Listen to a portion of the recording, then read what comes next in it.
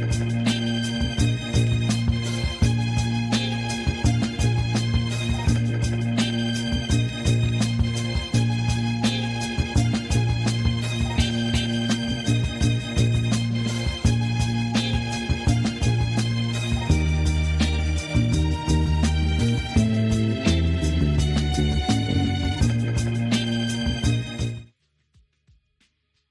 what energy are you bringing into Black History Month? Radical. Happy Black History Month, y'all. Let's keep being great. We're voting for everyone Black because it's Black History Month. Duh. Happy Black History Month. Just our culture, our music, our flair. Boundaries. Everything empowering. It's our month. We never do anything wrong. We can do no wrong. I'm just relaxed. I'm just here to celebrate, just having a great time. Definitely togetherness, unity. Pray for the world. Live life, man. Empowerment. Yes, we did. It is Black History every single day. We're just going to highlight February. But it is us 365, 24/7. Doji, what energy? History has a way of repeating itself. Today, it rhymes with the clicking of handcuffs on two of our own, Don Lemon and Georgia Fort. We know this playbook. We saw it in 1942 when the Department of Justice threatened John Sinstack and the NNPA with sedition. We saw it in the 1960s when Southern sheriffs labeled journalists outside agitators to hide their own brutality. The strategy hasn't changed, only the statutes have.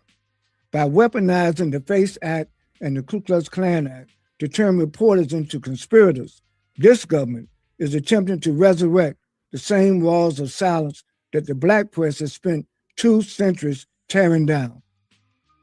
There is a bitter, hollow irony in seeing the KKK Act, a law forged during Reconstruction to protect Black lives from white terror, now been used to prosecute Black journalists for the crime of holding a camera.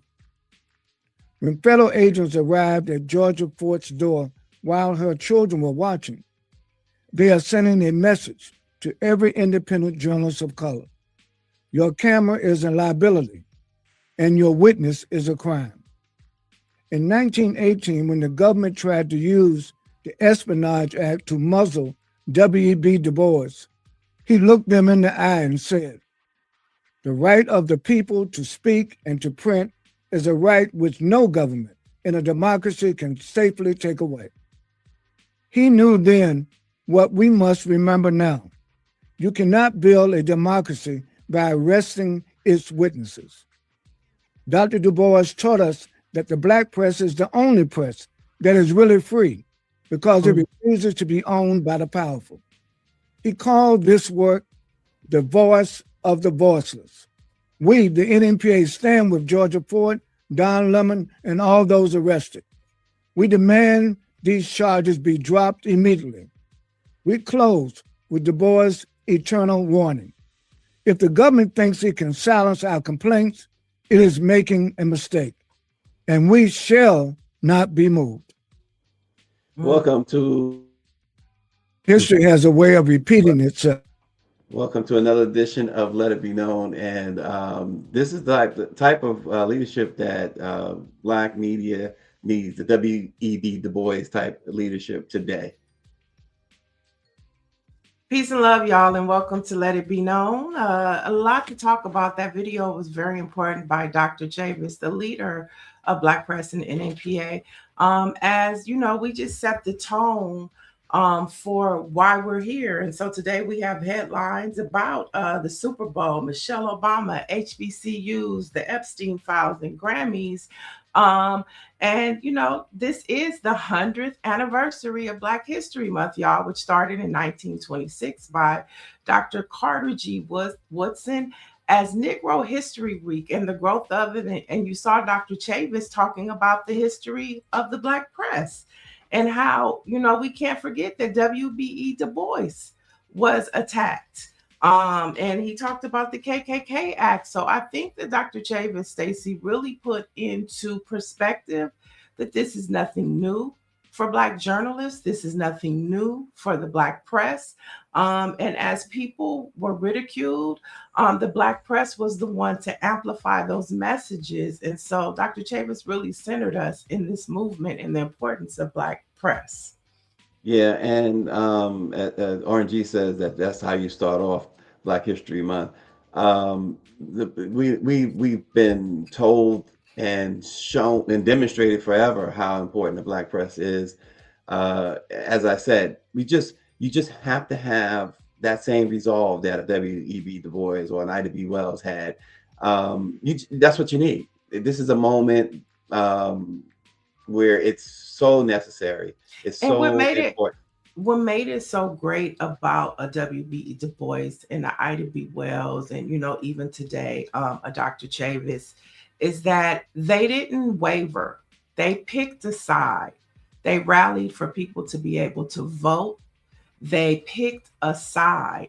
And that's what something that the Black press is known for, is picking a side and not just talking about it and not just being a talking head, but they also advocate it. So if they tell you something, they're not just, delivering it. They're not hot or cold. This is what's at stake for Black America. This is what we need to be doing. And I think that's what differentiates the Black press from media. Yeah, and you have to, with all that's going on, and I guess it's always better to let stuff marinate a little bit. And they say better late than never. It was good to see that the NMPA had a statement. You wondered, there were people wondering, well, are they going to make a statement? Was the Black press going to make a statement? And a day after, that Saturday, we got the statement.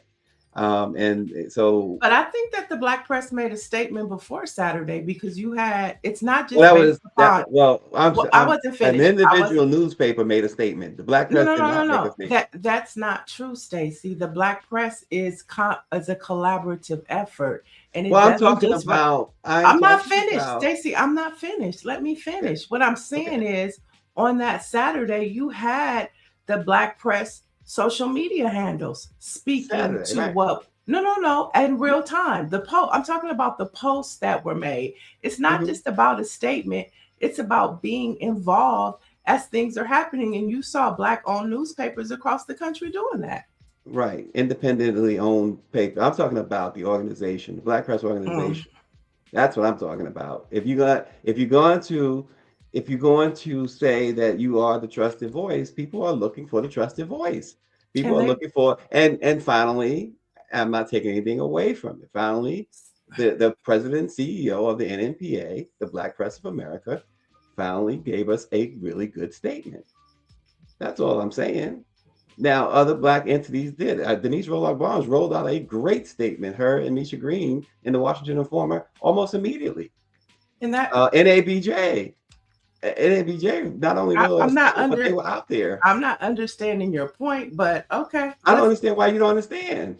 We're talking about NMPA, the Black press. Well, I'm not talking about other media entities. Not all Black. Roland Martin is not the NMPA. I was talking about the Black newspapers, the NMPA, BlackPressUSA. Okay, and I'm so saying we got something prior to that from leadership. And I'm just saying that from our board. I don't understand what you're talking about, Stacy. I know that I was going back and forth with Randy, totally Randy. She was Randy's not leadership. But Stacy, I think that you're missing the point, honey. It's not about that. It's about making sure that the people know. We're talking about W.E.B. Du Bois. Where's that type of leadership? Okay, we can leave that right there with that. Let's go to the first story. And Don Lemon received a hero's welcome at a Grammy party, Clive Davis's Grammy party. But again, we talked about this on Friday. Let's not forget Georgia Fort. Let's not forget the others. I'm hoping, and I think we said this on Friday, that Don will continue to lift them up as well, because Don has that platform to do so. We saw the horrors of Georgia Fort. They go into her home, as Dr. Chavis mentioned, with her kids there. that has to be remembered when we're talking about when people are talking about Don Lemon. And Don Lemon has to, I think, is incumbent upon Don Lemon to make sure that he continues to lift up those reporters and those activists on the ground in Minneapolis. Yeah, it's good to see everybody was released, but the conversation continues and the work is still being done. Georgia is still on the front line. Today on live on Black Press USA, we'll be talking with Nikema Levy, who actually introduced the Let It Be Known family to Georgia Fort. So there is a synergy that is happening in Minneapolis to where everybody is working together. I was talking to Nikema Levy over the weekend. She was sharing information with me. This marks the 1-year anniversary of the Target boycott. Jamal Bryant put out a video. He didn't apologize, but he did acknowledge that the Target boycott was started in Minneapolis with Nikema Levy and other activists. And so everybody is working together. You see Dr. Chavis putting out a message. You see, support for Don Lemon. So the wheels of justice are working. Sometimes it's not the way we want it to happen, but the thing is, it is happening. So we'll be in Minneapolis on Black Press USA Live. Make sure y'all like and subscribe to that. We'll be talking to Nikema. We're working on getting Georgia Fort to come on in the week or two, and Dr. Melina Abdullah here in LA that is fighting for Keith Porter. And so when we talk about the Black press, when we talk about independent media, it's really important that we support each other and that we uplift each other. And I see that happening, and it's really exciting to see. And my thing, Stacy, was when everything was going down, like, don't forget about Georgia Fort.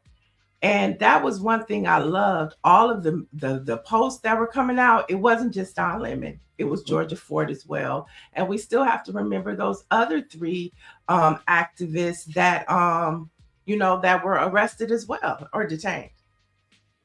Yeah, Orange says he's not a journalist or a member of the Black Press, but he did start his show last Friday about the arrest of Black journalists. He said he included everyone. Nice. And I agree. We have to support each other. I'm hoping to see that support, for every one of us. I don't think we've had that collective support, that collective coming together. It's still absent, and it's really, it's needed. I'll leave it at that. It's needed. All right, let's move on. Over the weekend, a unique streaming battle has emerged, y'all. I don't know if you've seen it, but it's going up and down your timeline. And this is in response to the Melania documentary. So a social media has started, y'all, urging viewers to stream Michelle Obama's 2020 documentary, Becoming, on Netflix. Now, activists and fans are attempting to drive Becoming back to the #1 trending spot. And they're doing this as what they're calling a quote unquote moral victory and a protest against the MAGA push for Melania.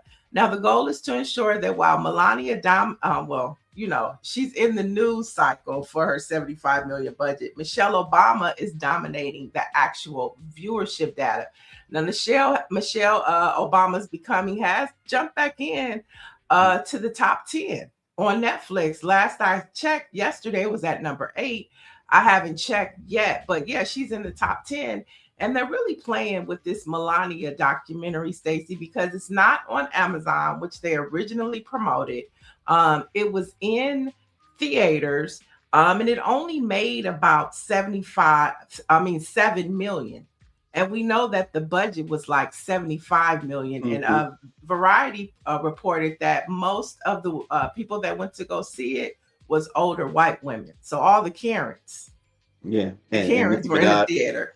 and Nicki Minaj, Sexy Red, 50 Cent, they all probably went to see it too. But the thing about it is that I don't believe the $7-8 million box office. I just don't believe it. No, I mean it. I mean, and that's very. I mean, I could dig it, as they say. It's very paltry, yes, but I have a hard time believing when they have been reporting constantly. We've seen it constantly that this theater, one person bought a ticket. This theater, two people bought a ticket. This theater, nobody bought a ticket. I find it hard to believe. They had a showing at the Kennedy Center. Maybe they're counting all that. Maybe they got people to pay for that.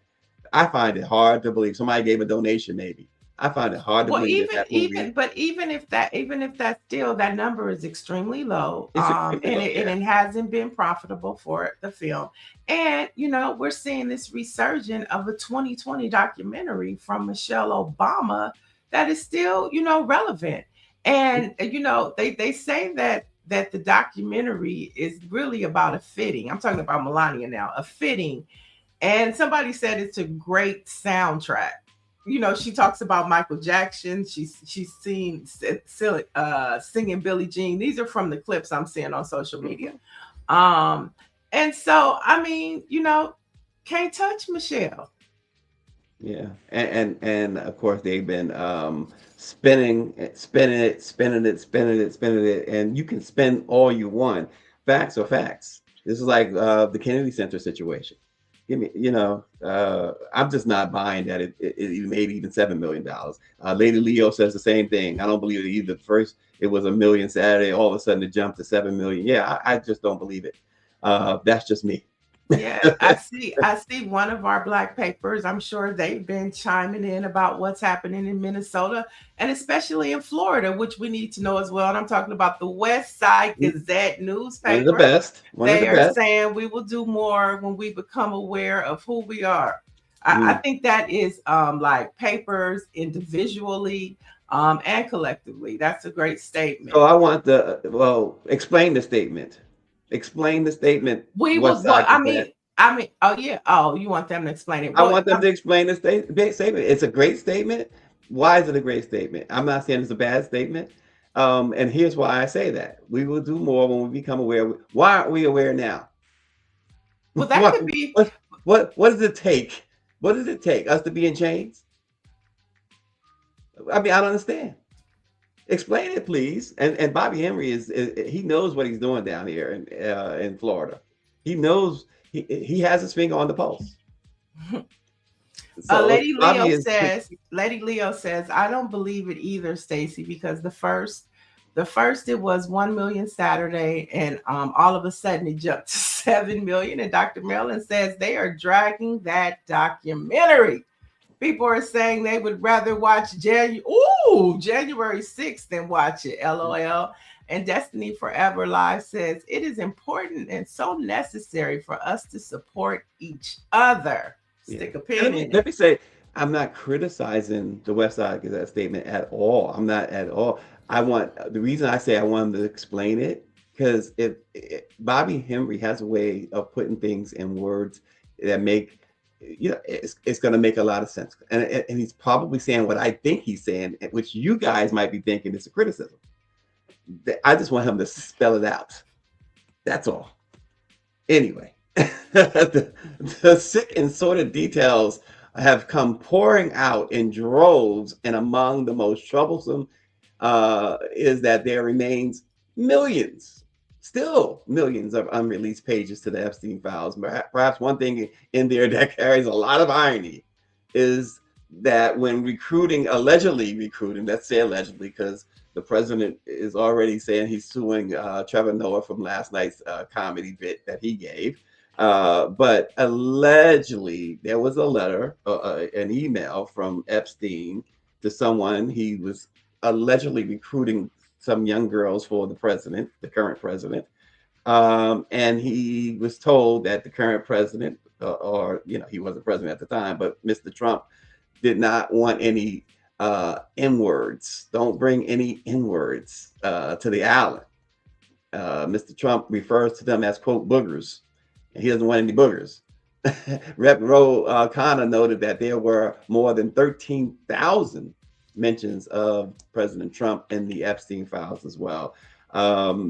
They really, I think what we saw with the last dump, we saw again with this dump. They tried to take back what they put out, which tells you that certain people, no matter how many times they're mentioned, they keep missing this. This DOJ is so inept that they keep putting stuff out there when they are forced to put it out, and they forget to do the redactions, or maybe they're not forgetting. Maybe there's somebody working who really wants that stuff out in public. Well, I know the producer director of Melania's documentary is embedded. I think his name is Brett Ratner. That's Rush Hour. He's been embedded pictures of him with young girls. So it seems like, I mean, and let's not forget Melania's in those files too, because she's surely in a lot of pictures. And so it just seems like Trump's inner circle is surrounded by people connected in a really gross and just disgusting way in these files.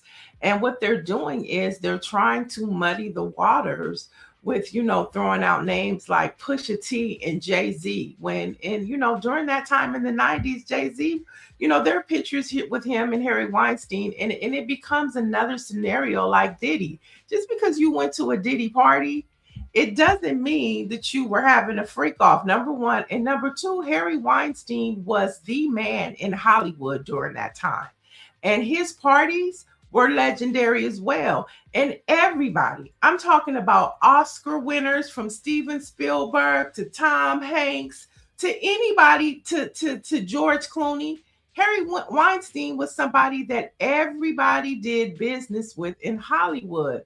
So they're trying to muddy the waters with individuals. And then you have people like Nicki Minaj that is throwing, flame to the fire. So it's just a mess. And we're not focusing on really the person that is probably in those files the most, which is Donald Trump. Well, a couple of things with that too. This is why celebrities, there are certain celebrities, many of them really, they pick their spots where they take pictures with people, where they sign autographs, because this is, especially nowadays, in the age of AI and stuff, they don't want to get caught up in stuff like this. Chris Tucker talked about this not long ago when his name surfaced he took a flight to South Africa on Epstein's private jet. They were going for a humanitarian mission. Just because somebody shook hands once because they met Jeffrey Epstein doesn't mean that they were. Melinda Gates, she met him, right? And she said that immediately this guy came off as one of the most horrendous human beings ever, and so she didn't want anything to do with him. But the fact is, she met him, and somebody can spin that as, oh, you were with Epstein or something like that. The fact that 50 Cent is talking about, and I don't know if he's serious or not, but now I need to do he's going to do a documentary on Jay-Z and Pusha T because they're in the Epstein files. They have just simply mentioned as somebody who may have come across this man. And in their positions, somebody like a Jay-Z, a celebrity period, Jay-Z is rolling with the billionaires, right? And he probably had no idea that Epstein was Epstein, and I'm not here to defend Jay-Z, but I'm just saying that's the case with, like Chris Tucker said that. All he knew is that some very wealthy person was sponsoring this trip to South Africa. It was a humanitarian mission. He didn't know that Epstein was using that trip for his own disgusting, to go recruit girls. They went there and they did Tucker and them went there and did what they were supposed to do, what they set out to do, right? To do some charity work. So when folks come across, this person was in Michael Jackson's in the Epstein files, doesn't mean anything. What really, and Trump is going off about, he went off at 1 o'clock this morning, as usual, on Truth Social, about he was never at Epstein's Island. It's a lie or whatever. That's what it's real. Once you've been to the island, that's where the stigma really lies. Not that you flew on his jet or whatever. It's being at that island and not saying anything. You might be complicit if you've been partying on that island and what goes on there. That is like going into a Diddy freak off, right? It's because there's no excuse at that point of what's going on. There's no excuse.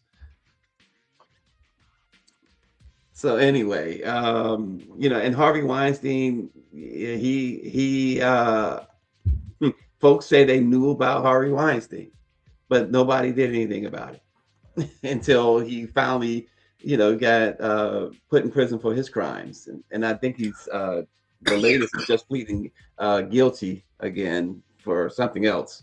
But nonetheless, no, because somebody was mentioned doesn't mean they did anything nefarious. That's all I'm trying to say. We are in a partial government shutdown again. Democrats have pushed to withhold funding from the Department of Homeland Security over immigration enforcement tactics.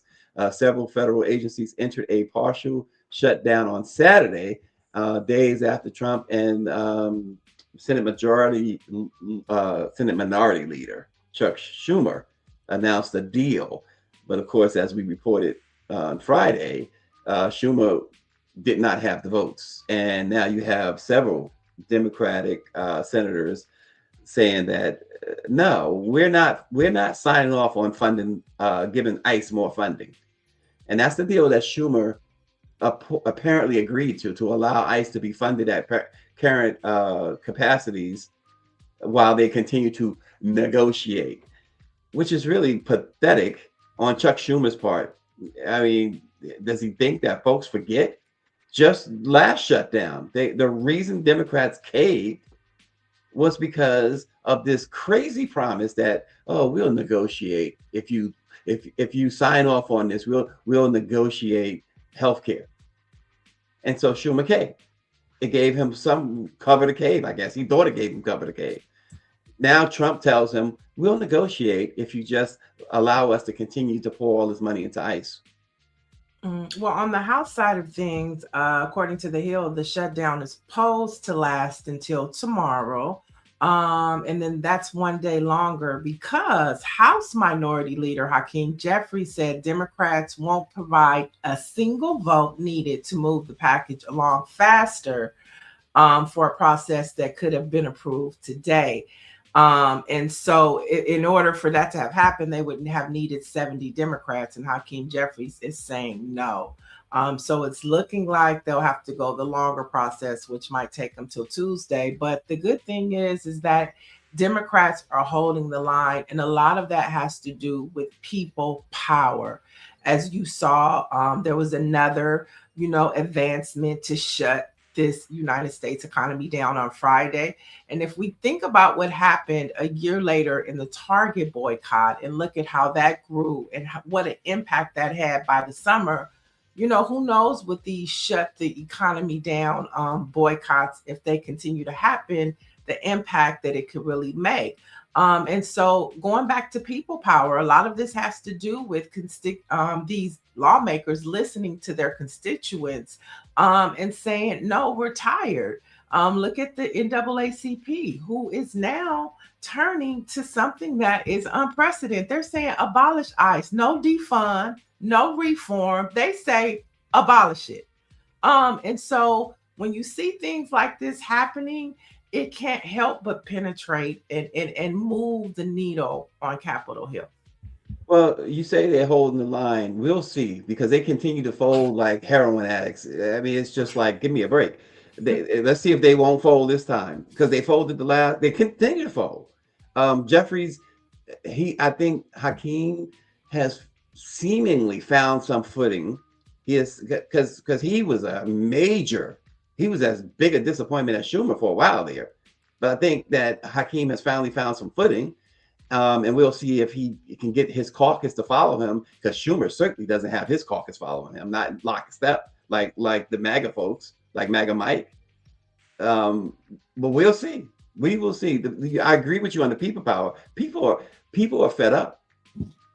Is the Democratic caucus as fed up as their constituents? That's going to be the question, because the proof is in the pudding. They keep folding.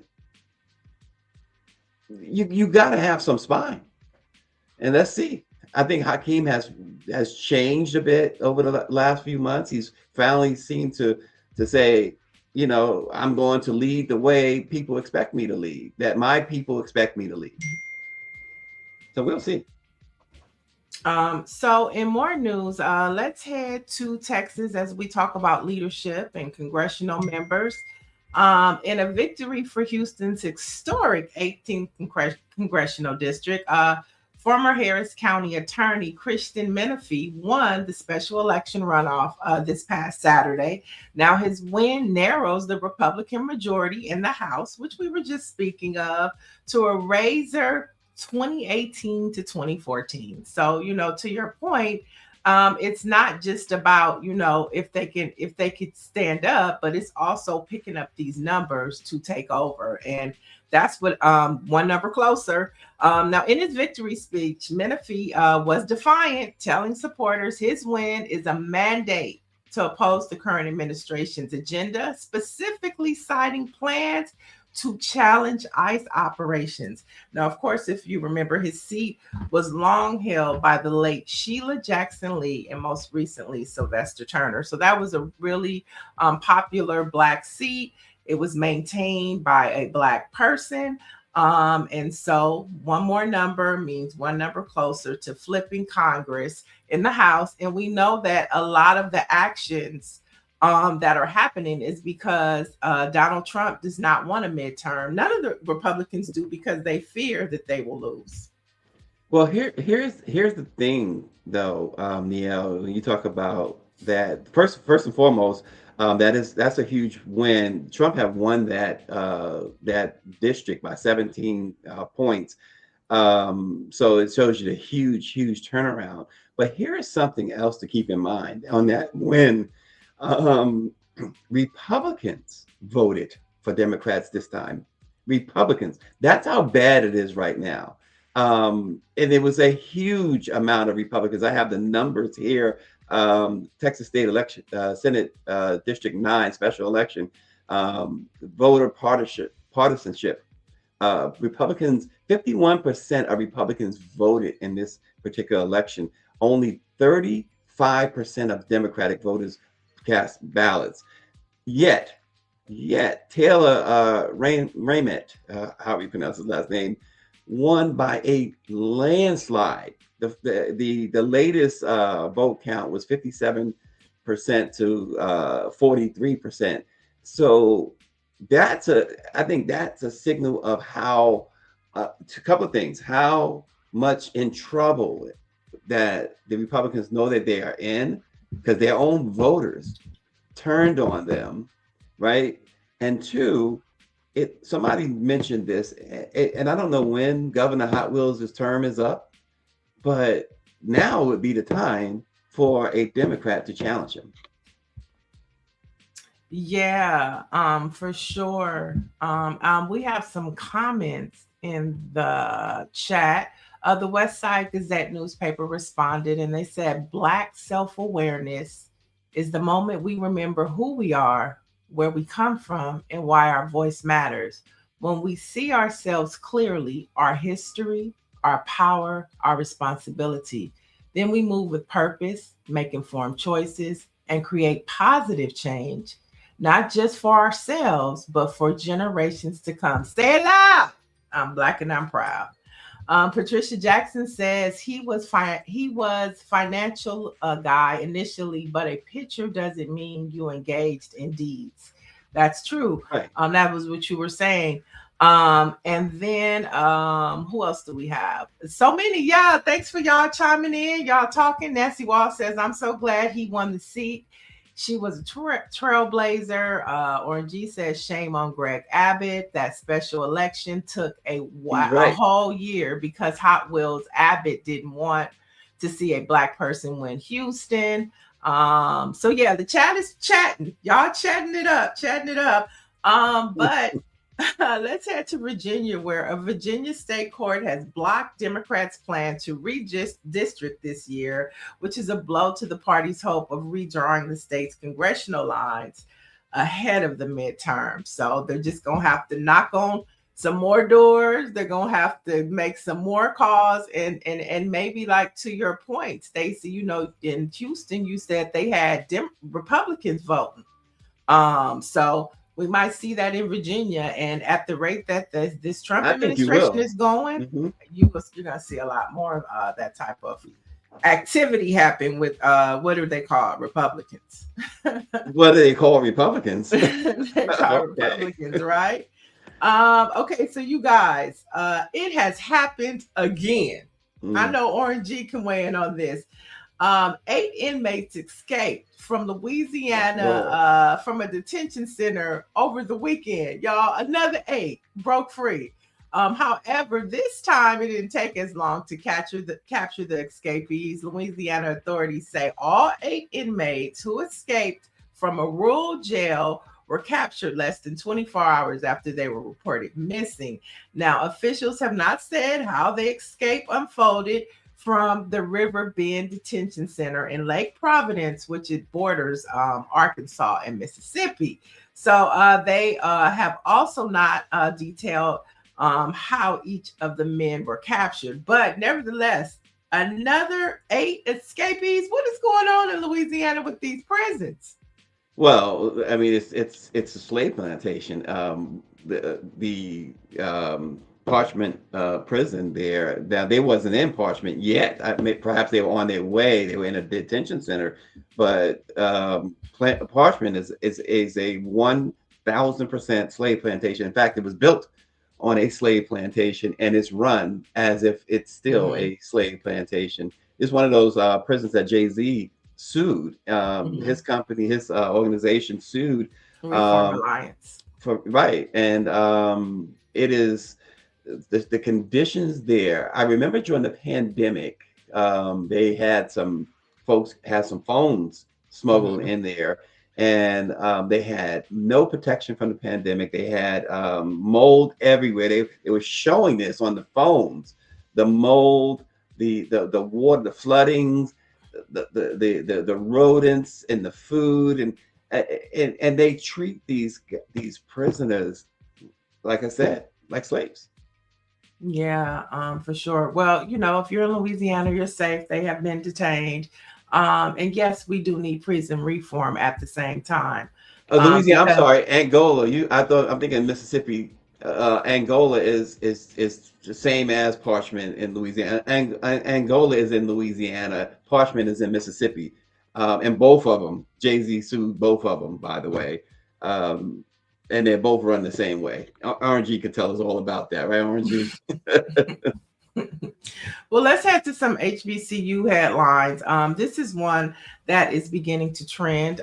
Shocking footage has gone viral after this weekend showing Tuskegee University men's basketball coach Benji Taylor being handcuffed and escorted off the court by police following a game against rival Morehouse in Atlanta. Now, the incident has something to do with a violation with the Southern Intercollegiate Athletic Conference, known as SIAC. Now, the policy is meant to prevent altercations between athletes and non-competitors. So it has something to do with the basketball game and the football players getting in the line where they shake the hands. So Taylor was released shortly after being detained and was able to travel back to Alabama with his team. However, as of Sunday, February 1st, Taylor has retained civil rights attorneys and is exploring a civil lawsuit. Tuskegee University has issued a statement of unequivocal support for their coach, maintaining that he acted responsibly to de-escalate a dangerous situation. Now, yesterday, I was able to connect with civil rights attorney Gerald Griggs, who is one of the attorneys representing him out of Atlanta. They're going to be sending us some information, Stacy, and let it be known, family, about the status. And then Morehouse hasn't responded yet. So everybody's trying to assess this situation as to what happened to this game, but it has something to do with, at the end of the game where, you tap hands and, you congratulate. Apparently some football players got into it, so maybe they're rival teams. So this is a developing story, but nevertheless, nobody agrees with that coach being detained and taken out of that locker room. I mean, that arena. It was just shocking, as one news outlet put it, to see that at center court, this coach, you could see how shocked he was when the cop pulled out the handcuffs. He was like, "Are you kidding?" It basically had that "Are you kidding me?" look. It just was absolutely uncalled for. I don't know what was on this cop's mind, but that was so crazy. And I don't blame him for looking into, a lawsuit, because that was insane to do something like that. RNG mentions that, by the way, and I think, we cleared that up. RNG says Angola and Parchment are in different states. Both were former plantations, and the descendants of those plantations still make money off of enslaved labor to this day. Yeah, absolutely. But that was insane, putting that coach in handcuffs right there. He was not, like as they said, it appeared from the videos that he was trying to de-escalate. Apparently the football team came onto the court or something, and he wanted to make sure that there was no altercation. Right. That's what he was doing. That's what the story that they are saying that happened. And that a couple of people that jumped in the line were not players. And so, like you said, he was trying to de-escalate. So we're going to develop this story. Continue to follow this story as it develops. We want to hear what Morehouse College has to say about this, and we'll just continue to follow the story. But on some Black man joy, let's head to Southern. This was a story that happened in 2025 that's worth a mention in 2026. Southern University graduates a record number of Black male nurses. Now, this is a win for healthcare equity. Southern University celebrated the graduation of its largest ever cohort of 33 Black male nursing students. And the milestone is specifically significant as research consistently shows that Black patients experience better health outcomes when treated by Black practitioners, directly addressing the racial divide in American healthcare. I totally agree with that. Studies prove that, especially during COVID. And so this is great to see. We continue to rise. Yeah, that is great to see, that big class going into the medical profession. That is huge, because it is true. There's no disputing that Black healthcare providers are what most Black folks need. That's just the bottom line, to put it very simple. Yeah, for sure. And so we have officially entered, Stacy, Super Bowl week. Okay, the big game is happening this Sunday. So timed with Super Bowl weekend, the Black College Football Hall of Fame officially announced its class of 2026. Now, this year, inductees included legends like Jimmy Smith from Jackson State, Nicholas Collins from Bethune-Cookman, and the announcement has renewed the push for the NFL to increase its pipeline and coaching opportunities for HBCU graduates. So this is how you start a pipeline, Stacy, I guess. Yeah, but HBCUs, and RNG speaks about this on his program. He really highlights that's all he highlights is HBCUs, and good. That's the way it should be. But HBCUs never get nearly enough credit.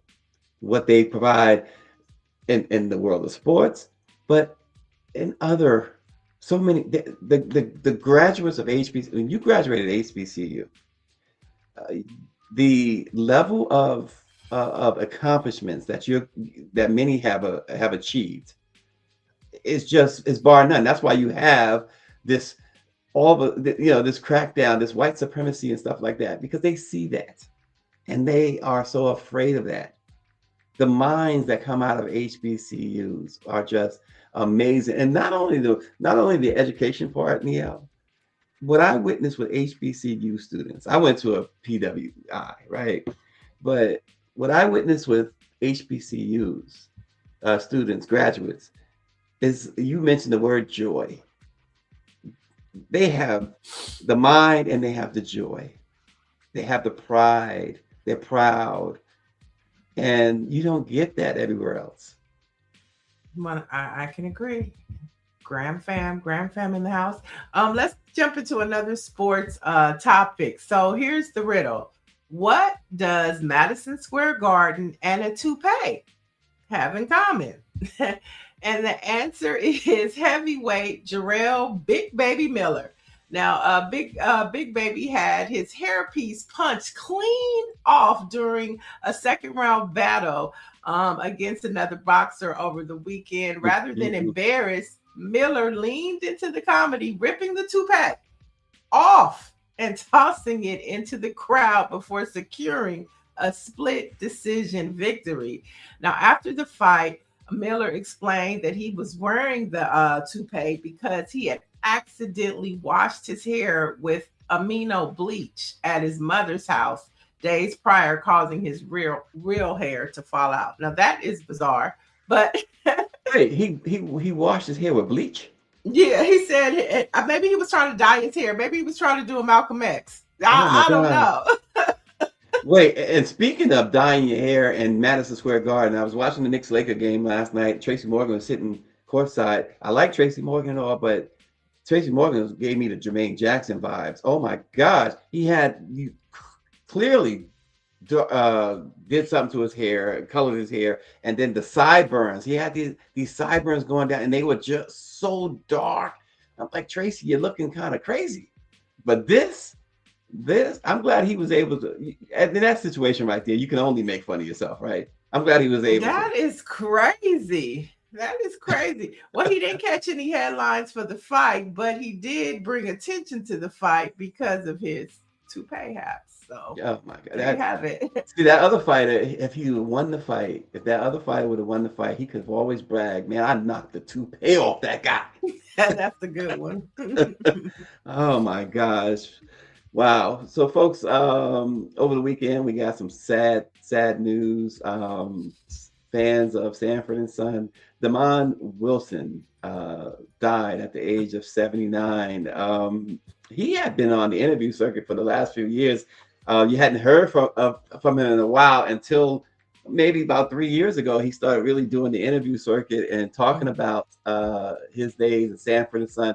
He also played in a couple of other things. He had taken like a 10-year hiatus from Hollywood as well.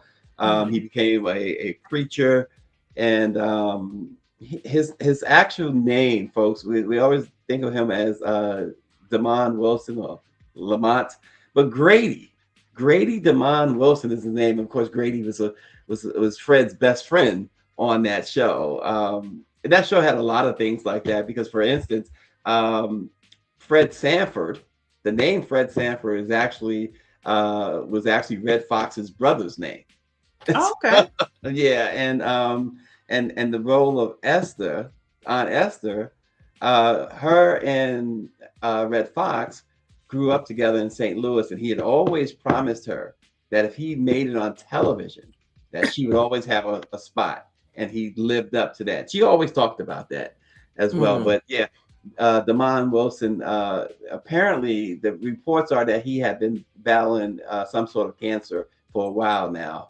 And he did pass away at 79. His son gave a great tribute, talked about how while folks know the actor, he knew the man, and there was no better father in his eyes than his dad, Damon Wilson. Yeah, definitely a contributor to nostalgia and culture for today, because everybody knows what Sanford and Son is. When you think about, like, shows of Black culture from the 70s, that goes right up there with the Jeffersons and Good Times. And you have Sanford and Son. So much prayers to his family. you know, but thank God we can still laugh with him. And I'm at serious. and at his crazy daddy on the show.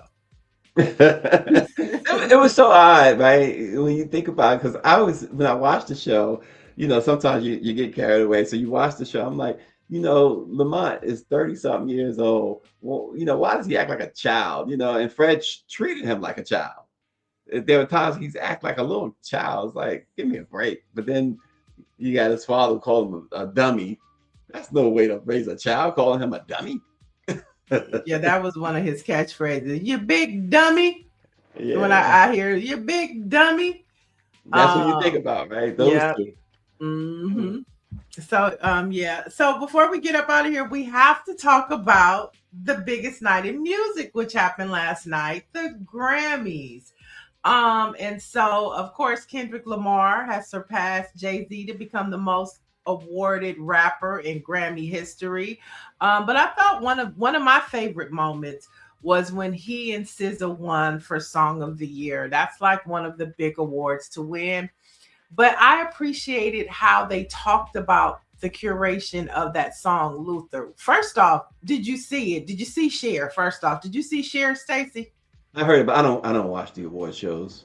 I just can't. But go ahead.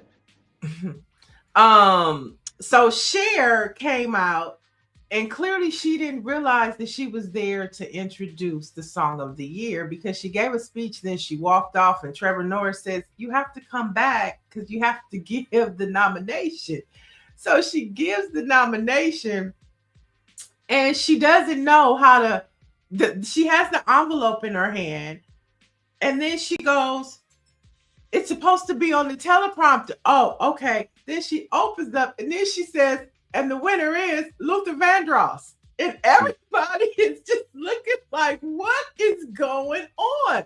But then they come up to take the award, and they talk about Luther Vandross. They don't even really talk about, the song, but they talk about how the song came to be. And they centered that conversation in Luther Vandross. They talked about the estate, the conversation of obtaining the song, how the estate told them you could have it, but you can't cuss. And Kendrick was like, we're not going to cuss. But they gave it up to Luther Vandross. And if you saw Luther Vandross's documentary, you know how important a Grammy and the awards of acknowledgement were for him. So to see that moment, and for, Kendrick and SZA and the producer to give that moment to Luther Vandross for Song of the Year, I thought that was just huge. And they walked away with it. So it was great. So was Cher's part, was that like scripted for her to do that then? No, she just came out and she gave a speech. And then she was like, I don't know what else I'm supposed to do. And she walked away. So then Trevor Noah came out and he was like, you got to love live TV. And he said, Cher, you got to come back and give Song of the Year. And she's like, oh, okay. And then she kind of fumbles, and then she kind of, says the nominees. And then she kind of searches for her winner. And then they're like, the envelope. She said, well, they said it was going to be on the teleprompter. And then she was like, oh, well, she opened it and she goes, Luther Vandross. And Kendrick and them start busting up. But the lady is damn near 90. Okay? Goodness grief. Wow. Okay. The only white woman I've ever had a crush on.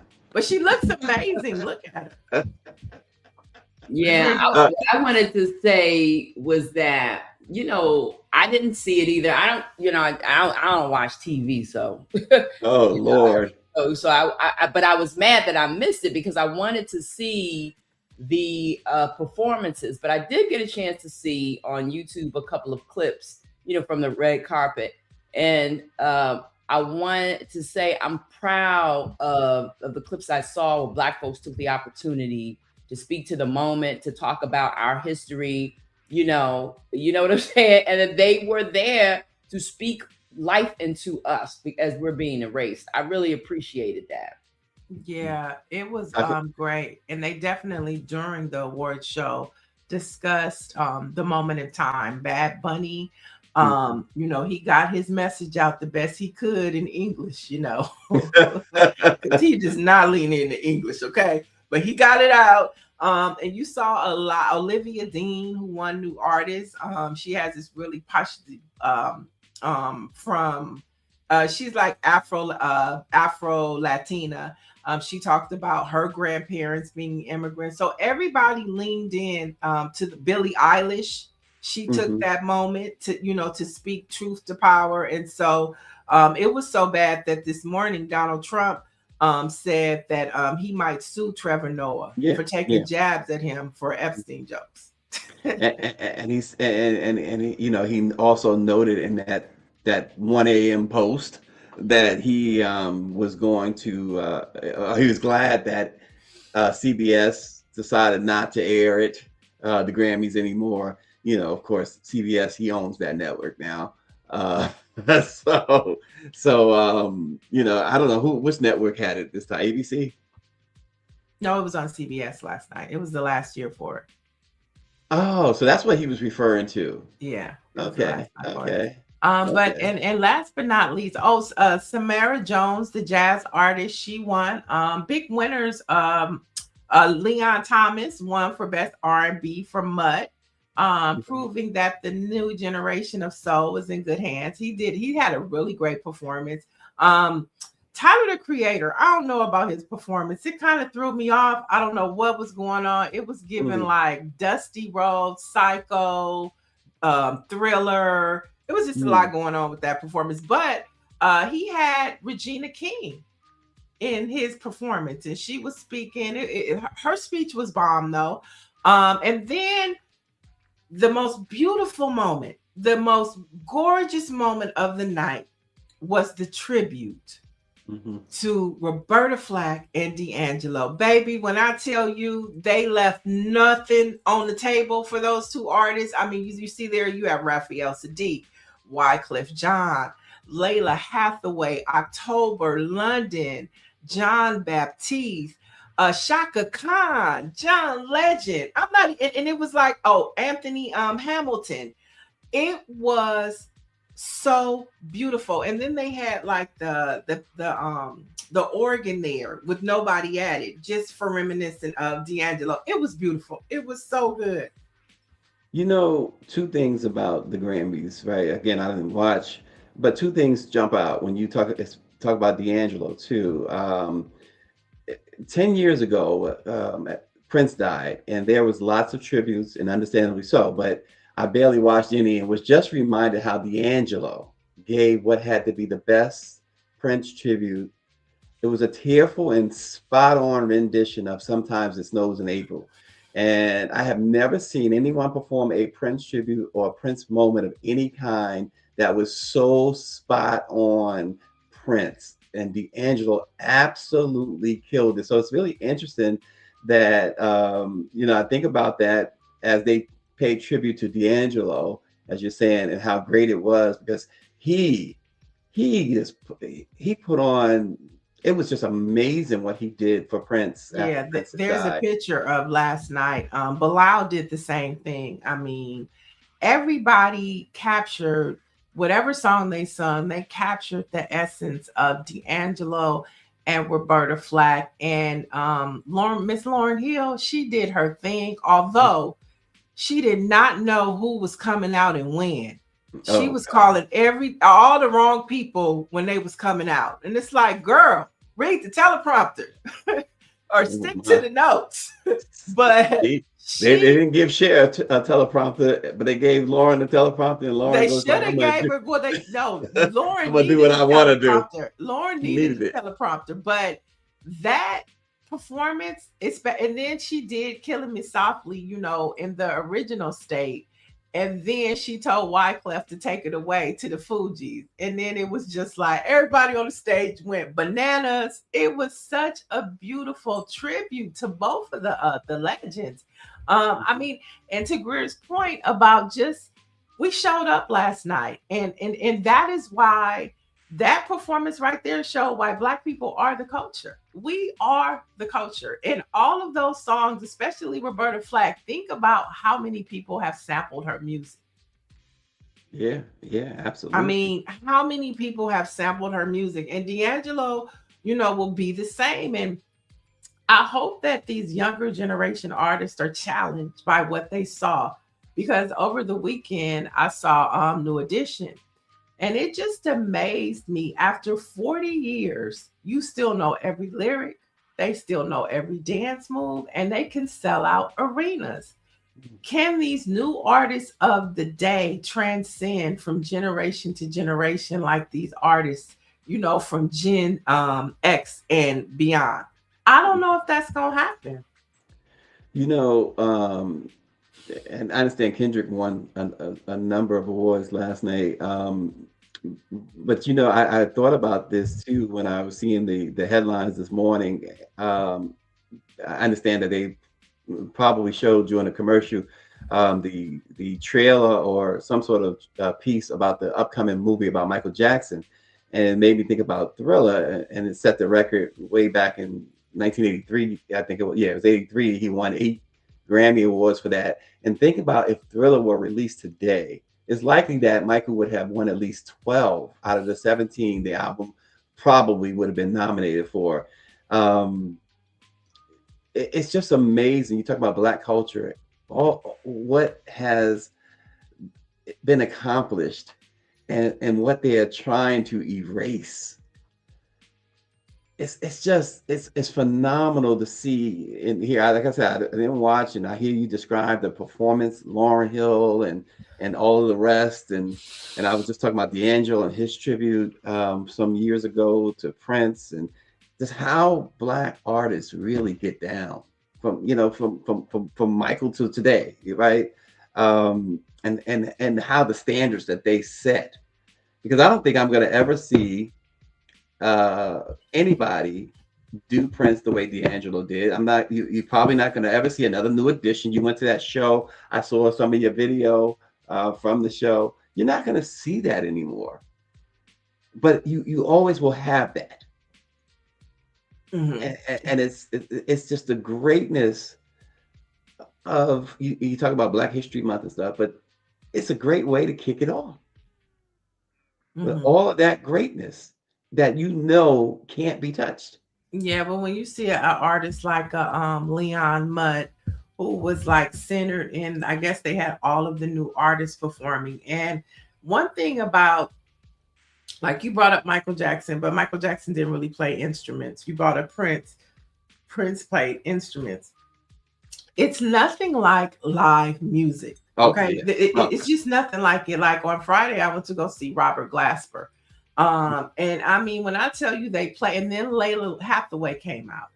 And then it's just like, when you have an artist that is in tune with live music and they can go back and forth, it's nothing like it. So when Leon Mudd performed last night and he played, it just elevated the moment so much more. And so to your point, there are certain ones like Leon Mudd. I think of Her, the artist Her, they are maintaining that longevity that you're talking about. It's a few, but like at the New Edition concert, B2K came out, and it was like, why are we even wasting? Bring Boys to Men back out, please. But to that point, it's like it's not the same. But then you have some hope, like October London. He came out and was giving us like reminiscent of, Marvin Gaye, a Croner. He looked nice. He had on a tuxedo. He wasn't sagging, so it's just that there are a few out there, Stacy, that are going to hold the line, but that's what makes them unique and rare, and they'll go far. Let me say something real quick. The go far part right there. Okay. Go far where? Now, I'm not trying, because all the people that you name, Her, Prince, the total package, they're all, in terms of mainstream, people appreciate their music, but they're always going to have problems with the industry because they are a total package. Mm-hmm. Just think about that. You know what I mean? Because Michael was able to go far, and he was what he was, and all the things. But like you said, he didn't play an instrument. Prince did. That is a shame. Prince had issues with this industry. So when you come with a total package, you can produce, you can do your own thing, and you don't require the system per se, baby. Her total package. Yeah. You know what I mean? Layla Hathaway, total package. Right. You know what I'm saying? It's so I mean, you know, and one of the things that the sense that I got when I was looking at all those Black folks, making sure that they said something, those Black artists last night, in, you know, to honor their people and their own humanity. You know, I thought, because I've been to those events back in the day, I thought, I wonder how comfortable it is right now to be in that space. You know, usually now, I don't know if they're still doing this, but you know, usually the Black Party and all that sort of thing that goes down. I don't know if that happened last night, Niele. It happened with, Larry Jackson gave his Gamma party. And, you know, Fuzzy was talking about how it's the littest Black party in, you know, for Grammy Week. But then you also had the Black Collective, which is the Black part of the Grammys that had their annual luncheon, and they honored Pharrell and Kirk Franklin. Mariah Carey got honored by Music Cares. But from the Black perspective, Larry Jackson threw a party last night. But the thing about like the Layla Hathaways and the Hers and stuff is most of those artists now make their money on the road. You know, they're selling out concerts, and that's how like the Mary J. Bliges and all of these artists are maintaining. And then you see them doing these Vegas residencies. It's because they figured out that it's not about sometimes the industry. Let me go out here and hit the road and get this good money and this good portion of the check. Well, two things. One, you said Fuzzy. Is that Fuzzy Fantabulous you talking about? Mm-hmm. Yeah, that's my guy right there. The other thing you mentioned, live music, and you're 100%, 100,000% correct. There's nothing like live music. And I will say, as Dr. Nicole talks about the legends, she says she agreed about the legends. That's what she said about MJ looking for the new king of pop. Just cut it out, because there's a lot of other great artists out there, but he was the one. He was the only one we will see in our lifetimes. One of the things I would say about Michael is where I wish he would not have done this. I wish he would not have deprived his fans of his ability to sit at that piano and rock out. Michael could play the piano. I don't know if he could play other instruments. That's what Big Cheese says. Big Cheese is saying Michael Jackson played the piano. Yeah, he could play. His fans probably don't know it as much as they should anyway, because he never did it in concert or anything like that. But he could play that piano. I saw him play "I'll Be There" and what was the other song? His song from his. It was a song from his Bad album with the girls. I Just Can't Stop Loving You on the piano, and I just thought, man, this guy is more talented. He's even more talented than we even know. But I think he deprived his fans of that, and deprived himself too, because when you watch like an Alicia Keys sit at the piano, and you know how great she is at the piano, if you're a live music fan, you sit there and you marvel at that. D'Angelo, you marveled at that. If you saw him live, if you see these guys doing this live, it's nothing like it. Yeah, if anybody can go to check out the Blue Note, they have one in New York. They just opened one here in LA. Robert Glasper is like the resident musician there, which was a big part of why we have one in LA. But just go to a jam session or to your local jazz club. Most of them are Black owned in your community. Go to your local jazz club. You will be surprised. Number one, at how many very popular musicians pull up to these types of venues and they just jam. And it is so good. So good. Greer has a clip she wants to play. Chris Brown. Trey Songz or Jeremiah? Trey Songz. Erykah Badu or Chris Brown or Usher? Chris Brown. Trey Songz or Jeremiah? Trey Songz. Erykah Badu or Alicia Keys? Erykah Badu. Keith Sweat or Johnny Gill? Keith Sweat. Mariah or Janet? Janet. Mariah. Michael Jackson or Prince? Michael Jackson. Monica or Brandy? Brandy. Tory Lanez or The Weeknd? I'm gonna go with Tory.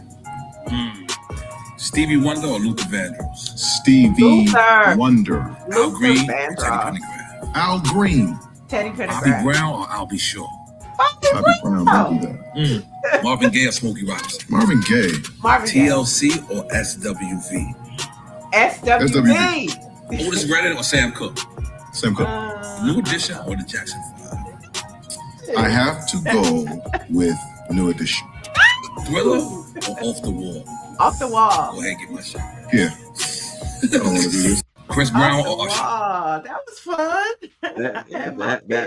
That was interesting. Yeah, I don't totally agree with what his response, but that was a great Q&A there. And then I don't even think it's a disagree. It's just what's your preference? Yeah. What's your preference? Yeah.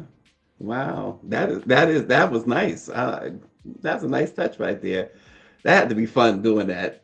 We have some comments. Nicole McDaniel says, agreed about the legends. That's what I say about MJ, and looking forward to the new King of Pop. Yeah, I want to see that movie too. Just cut it out because there's a lot of other great artists out there, but he was the only one we will see in our lifetime. Dr. Mellon says, I love live music too. I like Leela James. She has a band who uses live instruments. Yeah, let us see Jill Scott. Jill Scott's coming out, so you know she hitting the road, and she gonna have something too. Destiny Forever Two Live says, okay, I thought MJ could play the piano. Thanks for that update. So yeah, they're just going in. The comments is going. Yeah, keep them coming. She's like, and look, she said that was an unfair game, difficult to choose between some of them. Real. Yeah. Oh, Michelle Madison says, I disagree with half of those choices. But it's not about disagreeing. It's about preference. What is your preference? Yeah. Those were hard. Nancy Wall said those would be all good in verses. Mm-hmm. Man. Who did SWV? SWV did one against Escape. Okay. Yeah, I think TLC and Destiny's Child would be more compatible. Just because of what Destiny's Child was in their era and what TLC was in, in like the era right before. I think that would be a better match off. And I think SWV and Escape would be a better comparison. And I think I would go with SWV still. And they mentioned, it's so interesting. It was really a good one. New Edition and Jackson 5. I wouldn't do that one. I wouldn't do that one. Well, what I'm saying is he picked New Edition, and at first glance you say the Jackson 5, of course, right? But then you think about it. Now, New Edition, when they first came out with Candy Girl, they were compared to the Jackson 5, right? And they had that Jackson 5 sound, but not only did New Edition have the longevity that the Jackson 5 did not have, but the spinoffs, Ronnie Bobby, Ricky, all those guys did something amazing outside of the group. Of the Jacksons, only Michael did something amazing. Well, you can make an argument for Jermaine too, but that's it.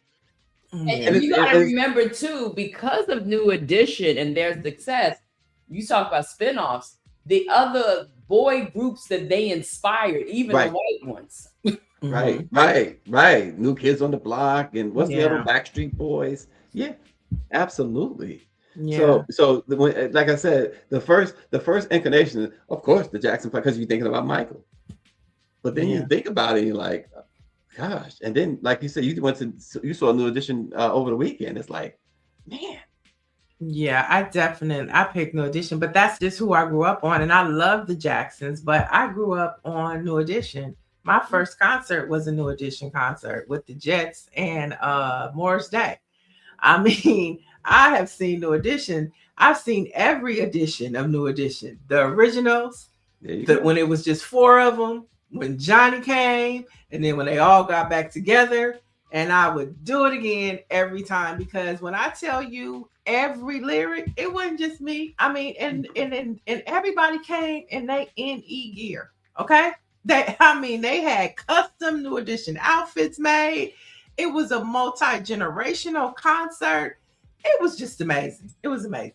And speaking of your concert, I understand that Boys to Men reunited with their fourth member for this tour. Well, no, that was just a special appearance in Vegas. So Okay. I seen them on Friday when they were in Vegas. They reunited Boys to Men, and they were great too. I mean, I forgot how many hits Boys to Men had. I mean, so good. And Toni Braxton was good too. She actually brought out, I know everybody, I posted the video. Everybody's like, who is that girl? That is Travis. What is Taylor Swift's fiance's name? The chief guy? Kelsey. Yeah, Kelsey. Kelsey. What's Travis his name? Kelsey. Travis Kelsey. Mm-hmm. His girlfriend, his ex-girlfriend, the black girl. For Halloween, she did a rendition of Toni Braxton's song. He Wasn't Mad Enough for Me. So for the LA show, Toni Braxton brought her out, and then they did the dance together. And so, I mean, I don't know if that was taking shots at Taylor Swift or not, because that was the intent, but Toni brought her out and they did the whole routine together. So that was a funny moment too, but it was 4 hours. That concert was a good almost 4 hours long, and they did not sing all the hits. Okay. And they, to your point, they did the breakouts. You had Johnny Gill did his set. Bobby Brown did his set. BBD did his set. Ralph Transvet did his. And they all supported and helped each other on each other's sets. So when I tell you, it was the best thing. Almost 4 hours. Yep.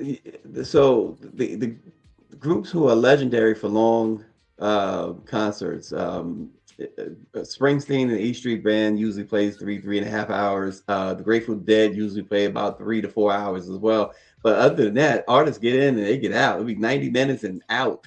and see, the way that they did the show was great because they all performed together.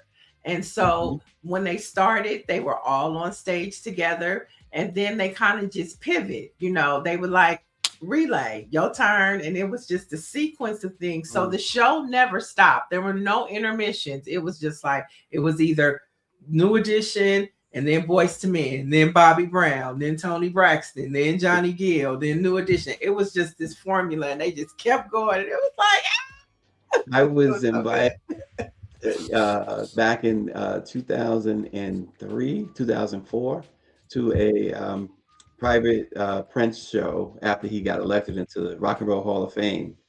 And it was at a place called Club Black in New York. And Beyonce was there. I don't think they were dating at the time, or maybe they were. You would know. Jay-Z was there, Alicia Keys, so many celebrities. It was like 500 people. And Prince came on that stage at 2:30 in the morning. He left the stage. It was 6:45 a.m. That was like, I was exhausted watching him, and he was not exhausted. Yeah, you know, but he didn't normally play. He didn't normally play that long a show. I mean, because Prince would do his concerts, it'd be, you know, hour 45 minutes, 2 hours, and then he would do an after show. But this was like crazy. So when you say 4 hours, that's the only thing I can think of. And like I said, the E Street Band with Bruce and Grateful Dead, their concerts are like 4 hours. But other than that, man. And those guys, you talk about New Edition and those guys, these are not young kids anymore. And they look like they have so much fun. They laugh at each other. They be laughing at Bobby, because Bobby be half stepping. He ain't doing every little step no more. Bobby is half stepping. They be laughing. That's all he's doing is every little step.